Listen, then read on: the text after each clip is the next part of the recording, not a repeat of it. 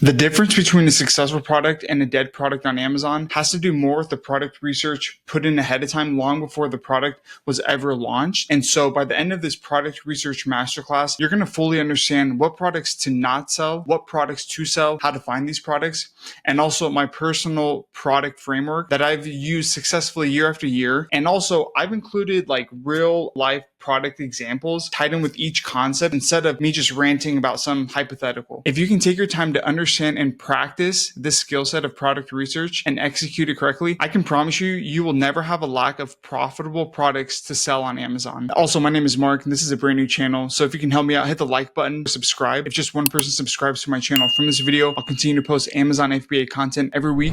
Let's dive in. I'm going to break this down into 5 different sections: what products to not sell, what products to sell, the best keywords to look for, the best tools to use for product research, and lastly, what that winner product is going to look like. Before going into what products you should sell on Amazon, you're going to save yourself a lot of time and money if you can learn to spot products that you should not sell. So when you do this, you naturally get left over with products that are good to sell that you're going to make money from. The first kinds of products are trendy products. These are the products that go viral on TikTok. They revolve around a new movie, like maybe the Barbie movie, whatever. They revolve around one-off unique events, maybe like the Olympics or the election, or they revolve around like celebrities or people. It's kind of like the saying, fame, if you win it, comes and goes in a minute. Apply that to your product. If it's a trendy product, it's going to go really high, really good, and then it's going to drop down. For example, this butter cutter product, as you can see, there's been different spikes. For the longest time, I did not understand what these were in this graph. I realized it was when this product went viral on TikTok or whatever.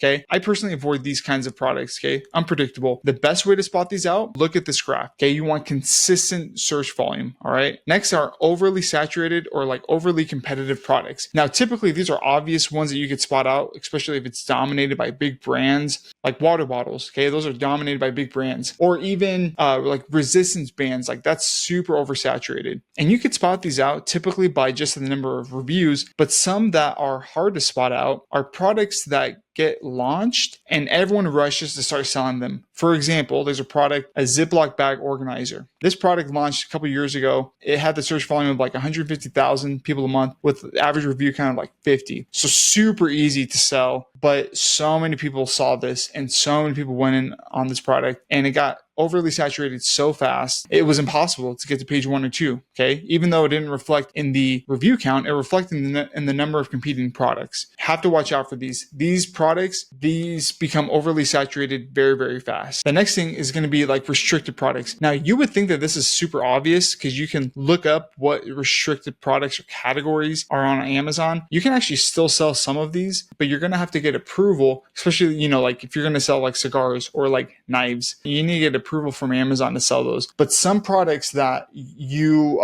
will overlook are products sometimes in the like baby category. There's a lot of red tape. Amazon does not want to get their hands dirty. And so, for example, a couple years back, there was this specific baby basket thing. It was made out of a specific material, I guess, that was contagious with a lot of newborn skin. And so Amazon immediately took all of those down. No one saw that coming. And that's just because the baby category has like a lot of regulation, strict policies. Another example of this would be like kids' toys. If it's a gun or a toy knife, products that have keywords that are risque, I guess, you want to be careful with those. And the hardest thing about this is most of the time with those kinds of products, you won't know ahead of time if they're good to sell or not. Like it's usually not until you create your listing, the listing goes active, and then Amazon will scan your listing. So with that being said, the best way to combat this, especially if you're unsure if your product is restricted or not, most of the time it's probably not, but really, really unsure. I've done this before where I've created a listing. I send in like only 5 units. I get the listing to go active. I let it sit for a couple of days or like a week. And then typically within that time frame, Amazon has scanned it by then and they've either like, hey, it's good to go, you're fine, or they'll take it down and you'll see it go to inactive, out of stock. And then I'm like, okay, this product has, you know, things I need to get approved, maybe paperwork, whatever the case may be. So the best way I've learned to override that. Next are going to be seasonal products. There's obviously like the Christmas season, the holiday season, Halloween season. Really easy to spot these out. And it's not like these products are just like inherently bad to sell, but if you want a consistent flow of sales, once again, these products will rise in sales and search volume and then drop. But some unseen seasons, graduation, you know, school graduation in May,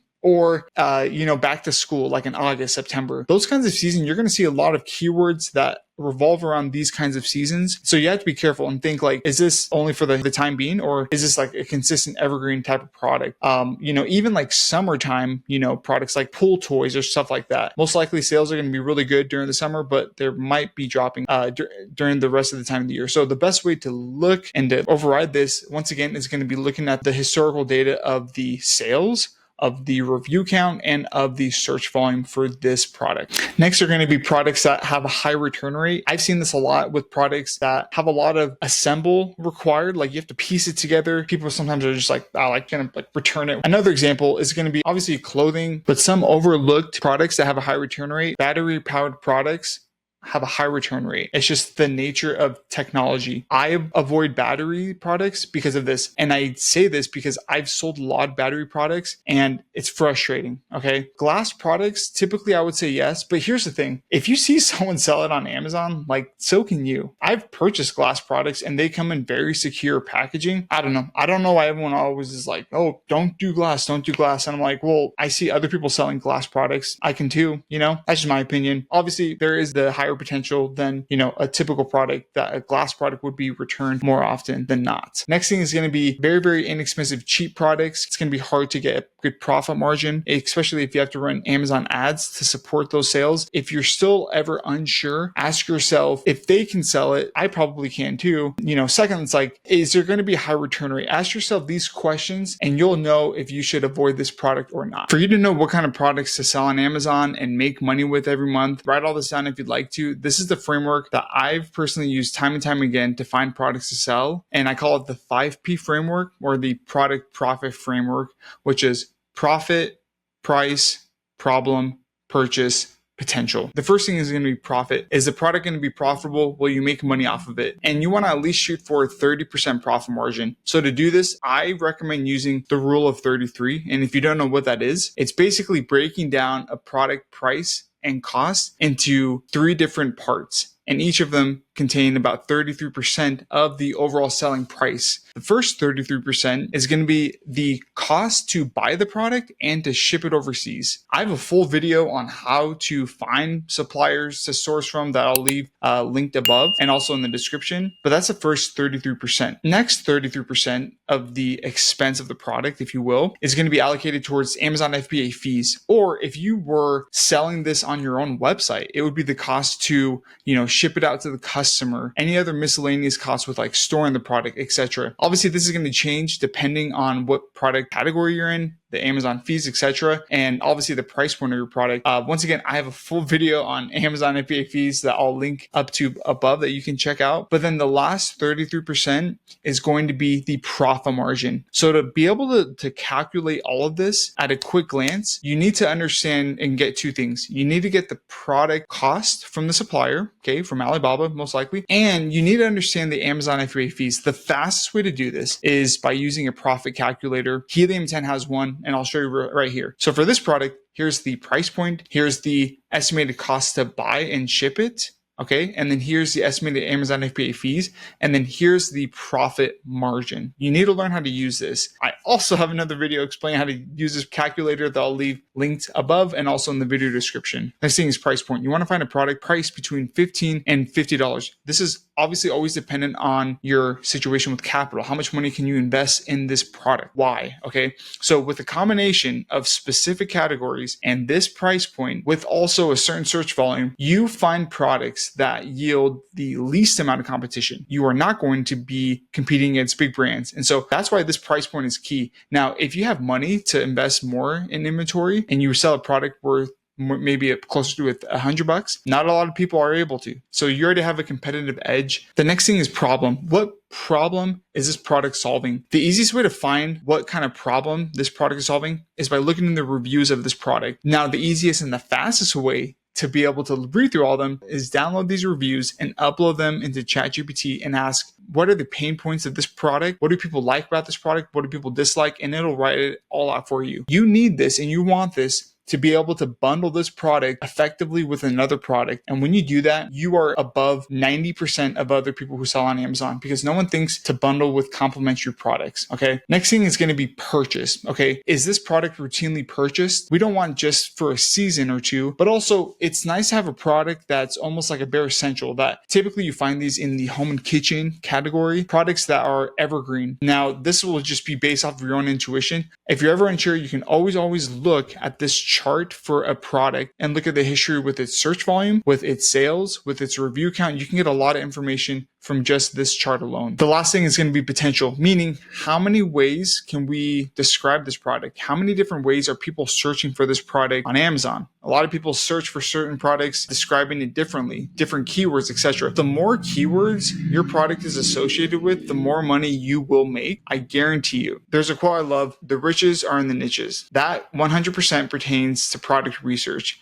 There are a crazy amount of great products to sell that are wedged in these subcategories of these bigger products that most people are missing out on. And you could find these based off of keyword research. I'm going to show you how keywords can actually help you find new and more niche and better products to sell than what you're currently seeing. We're going to think of keywords as different parts of a tree. At your base level, a base keyword, these are the keywords that you typically find when you're doing product research. They have, search volume of 1,000 to 50,000. They got good reviews. They got good revenue. But if you dig a little bit deeper inside this product, you're going to find more branch keywords, long-tailed keywords, meaning they're going to be about 2 to 5 keywords long. It's going to be an extension of that main keyword. And I'll give you 2 different examples right after this, so you know exactly what I'm talking about. Next thing after that are going to be like even more niche leaf keywords. They're just super, super niche. With these keywords, you're going to rank organically for them because they're going to be so niche and so low in supply, because nobody can really find them or see them, that it's going to help you rank organically for this base keyword. And this is how you find different niche products to sell. For an example, let's say I'm selling this bog bag. At its base, this bag has huge search volume. But then if you go a little bit deeper, there's actually accessory items that are being sold to attach onto the bag. And there's tons of them, okay? This keyword, bog bag accessories, is being searched for 93,000 times a month, which is still really, really good. But if we go a little bit deeper inside this niche, we find bog bag clip holder. It's a specific accessory, and that's being searched for 27,000 times a month. And yes, the search volume is going a little bit lower each time, but so are the number of competitors in saturated products. And so keywords need to be working in your favor. You need to find keywords that represent niche products. You need to get good at product research. Product research is a skill set. Take time to invest into it to understand these concepts. If you don't, you're never gonna just fully get it. Once it makes sense, then that's when you can rifle through these products. Another quick example, a Ninja Creamy, okay? Being searched for 358,000 times a month. What's within that niche? Ninja Creamy containers. So just the cups in general. People buy more of those so that they can have more supply, make more ice cream, etc. Let's go a little bit deeper. Leaf keywords. Ninja Creamy pint and lids 4-pack. Very niche. Doubt you'll be able to find that keyword or that product doing basic product research. It's going to take a little bit of practice, but this right here, this is how you master product research. This is how you dominate product research, okay? This is what it looks like. Right here. Real quick, if you really want to learn to find the best products to sell, I just launched my brand new 5-day product profit challenge where I give you tons of tools and in-depth tutorials to find the best and most profitable products to sell on Amazon. I'd love to have you join. The link is down in the video description. Click down there, check it out, and I'll see you in there. But to be able to find those niche subcategory products, we need to start here with a product research tool called Black Box. Now, I have a discount code below for Helium10 for this tool. If you'd like to access it, follow along, which I highly recommend doing. With that being said, yes, you do need product research software to initially get started to be able to find these products. And really, it's just to be able to verify all the data together. To get here, I can go up to Tools, click down, and out of all the tools that Helium10 has, this is the product research section. So I'm going to click Black Box. And then once I come back in here, there's actually different ways to be able to find products, meaning you could search for products based off of a product search. You can search for them based off of keywords. You can search for them through competitors, through specific niche. or through product targeting. Really, I focus mostly on just keywords and products. I would say the main difference between these two different tools is with products, you can actually search in subcategory specific. Then with keywords, you actually just search in the categories in general. Let me explain what that means. If I come back into products, I can click the category, and if I click this drop down, I can see that these are all the subcategories within arts, crafts, and sewing. And then so there's beading and jewelry making. I can click down and there's even more. It's very eye-opening to see how many subcategories there are within each category. Now, if you're wanting to look in a specific subcategory for a particular product that you have in mind, here's how to do that. So let's take our creamy cup example. If we want to try to figure out like what subcategory it's in, what you can do is go onto the listing on Amazon and you're going to scroll past brand story, A+ content, all that good stuff until you get to the product information. What you'll usually see where it says additional information, and it will show you the overall ranking for the category. And then it'll say it's ranked in the subcategory of food container sets. Now, if I click that, I'm going to come in here and see here on the left side, container sets is within food storage, within storage and organization, which is within kitchen and dining. And then when I come back into Helium 10, I can go to the kitchen and dining section, scroll down to storage and organization, food storage, food containers, and click in container sets. It's crazy to me like how many subcategories and niches there are. It's actually pretty exciting. It just shows you how much opportunity there is.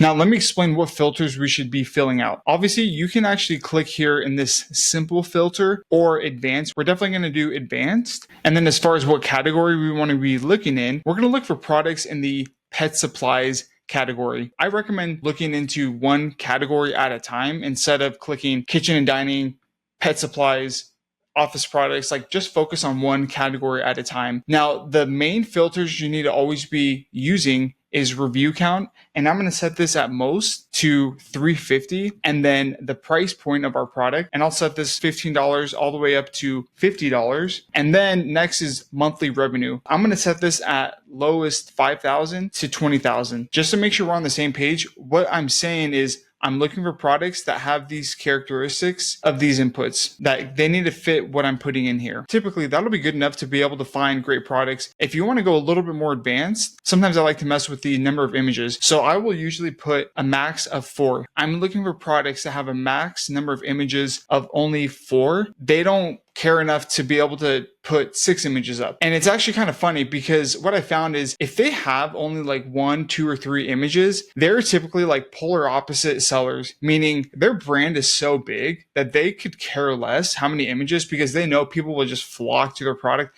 I see that all the time. Big brands, they only have 3 images. I'm like, what? But really, it just shows that they don't really need to. Like people demand their product that much. Or on the other spectrum, they know so little and they're just doing the bare minimum, and that's where you can kind of capitalize on it. Next will be listing age. How long has it been listed on Amazon? A minimum of 8 months on Amazon. Another really good filter is this sales to review ratio. I'm not going to put in anything here, but we're going to come back to this ratio. Other than that, I do not mess with anything else. Okay. And then we're going to hit search. Once we hit search, this shows all of the different products that fit our criteria. We want to go through these products and figure out what would be a great product for us to sell. Instead of just going one by one, there's a couple more things that you want to do to be able to filter out the wheat from the tare. First, you can click this, show advanced product details. What it just shows you is how many reviews and what actual star rating do they have, and a couple other things. Next is we don't need all of these columns. So I like to come in here, click customize, deselect everything, and only have the price point, monthly sales, monthly revenue, review count. And all of this is great information, but just we don't need all of it right now. We just want to stay focused on a few things. A number of images, because that's what we put in, but